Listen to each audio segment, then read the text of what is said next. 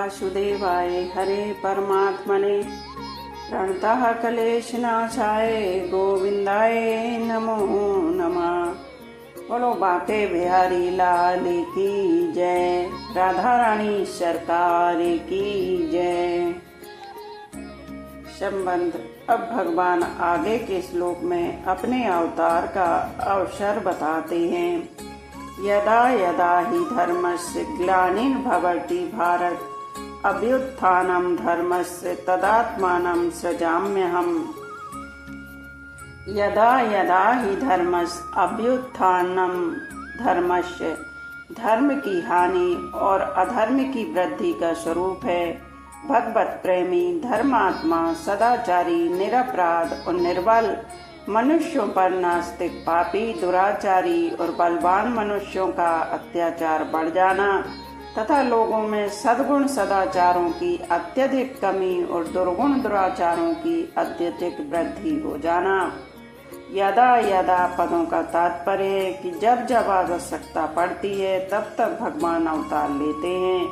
एक युग में भी जितनी बार आवश्यकता और अवसर प्राप्त हो जाए उतनी बार अवतार ले सकते हैं।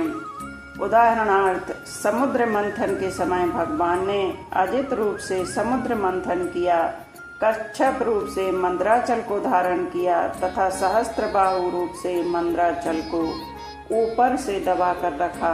फिर देवताओं को अमृत बांटने के लिए मोहिनी रूप धारण किया। इस प्रकार भगवान ने एक साथ अनेक रूप धारण किए। अधर्म की वृद्धि और धर्म का ह्रास होने का मुख्य कारण है नाशवान पदार्थों की ओर आकर्षण।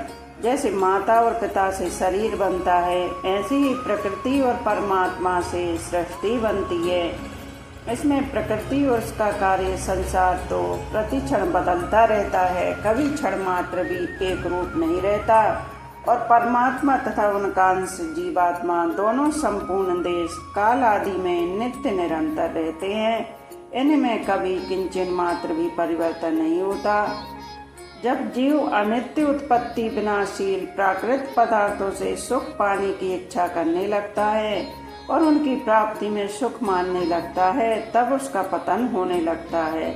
लोगों की सांसारिक भोगों और संग्रह में ज्यों-ज्यों आसक्ति बढ़ती है त्यों त्यों ही समाज में अधर्म बढ़ता है और ज्यों-ज्यों अधर्म बढ़ता है त्यों ही त्यों समाज में पाप आचरण, कलह, विद्रोह आदि दोष बढ़ते हैं।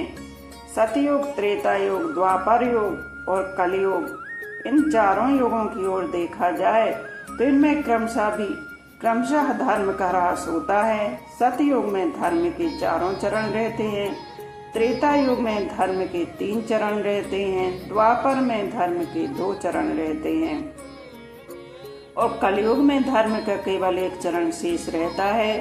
जब युग की मर्यादा से भी अधिक धर्म का ह्रास हो जाता है तब भगवान धर्म की पुनः स्थापना करने के लिए अवतार लेते हैं। तदात्मानां सृजाम्यहम्।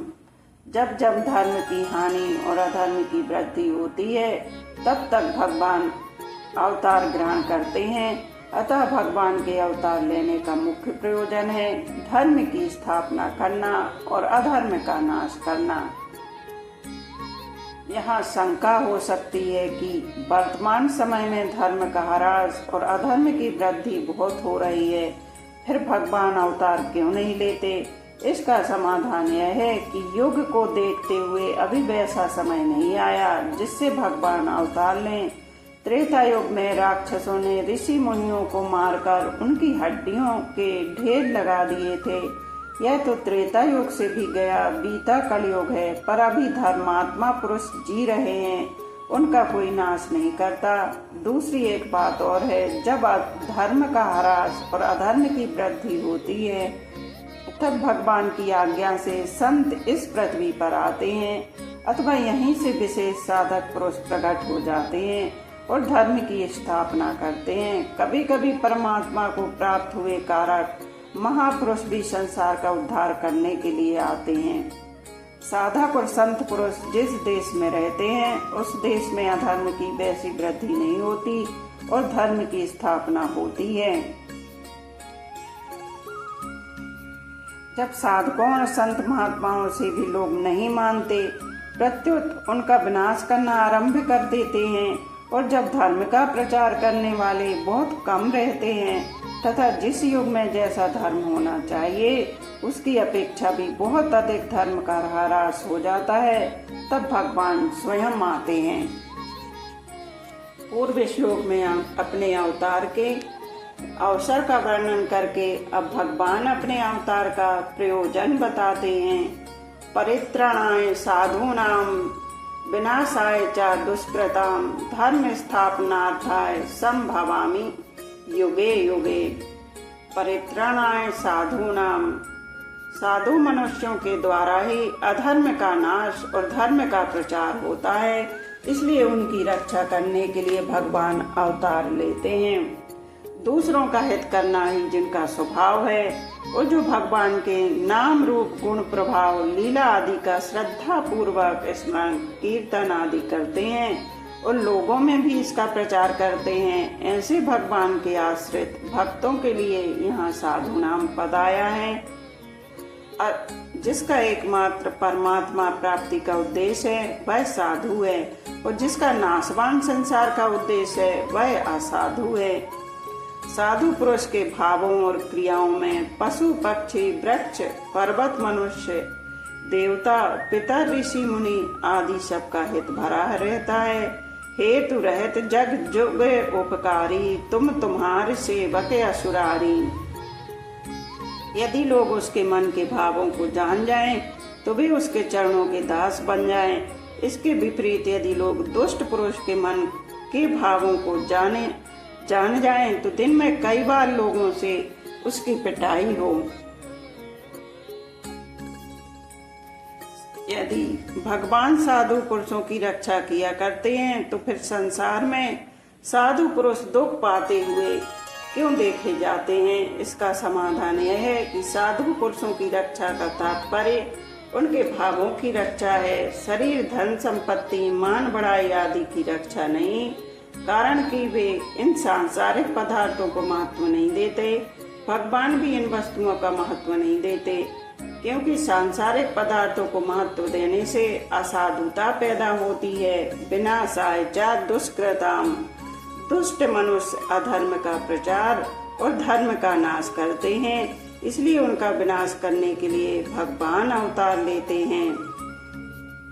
जो मनुष्य कामना के अत्यधिक बढ़ने के कारण झूठ कपट छल बेईमानी आदि दुर्गुण दुराचारों में लगे हुए हैं, जो निरपराध सद्गुण सदाचारी साधुओं पर अत्याचार किया करते हैं, जो दूसरों का हित करने में ही लगे रहते हैं, जो प्रवृत्ति और निवृत्ति को नहीं जानते, भगवान और वेद शास्त्रों का विरोध करना ही जिनका स्वभाव हो गया है, ऐसे आसुरी संपत्ति में अधिक रचे पचे रहकर वैसा ही बुरा आचरण करने वाले मनुष्यों के लिए यहाँ दुष्कृताम पद आया है। भगवान अवतार लेकर ऐसे ही दुष्ट मनुष्यों का विनाश करते हैं।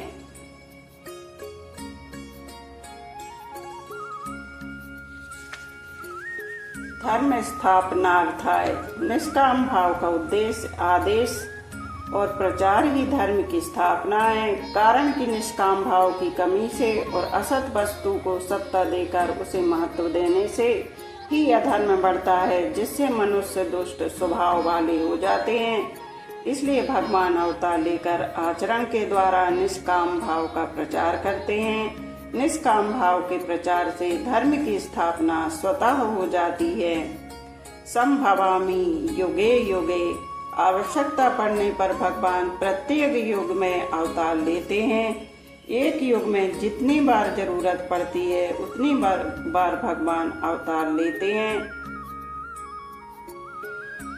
यहाँ शंका होती है कि भगवान तो सर्वसमर्थ हैं, फिर संतों की रक्षा करना, दुष्टों का विनाश करना और धर्म की स्थापना करना, एक काम क्या वे अवतार लिए बिना नहीं कर सकते? इसका समाधान यह है कि भगवान अवतार लिए बिना एक काम नहीं कर सकते, ऐसी बात नहीं है। यद्यपि भगवान अवतार लिए बिना अनायास ही यह सब कुछ कर सकते हैं और करते भी रहते हैं, तथा भी जीवों पर विशेष कृपा करके उनका कुछ और हित करने के लिए भगवान स्वयं अवतीर्ण होते हैं। अवतार काल में भगवान के दर्शन, स्पर्श, वार्तालाप आदि से भविष्य में उनकी दिव्य लीलाओं के श्रवण, चिंतन और ध्यान से तथा उनके उपदेशों के अनुसार आचरण करने से लोगों का सहज ही उद्धार हो जाता है।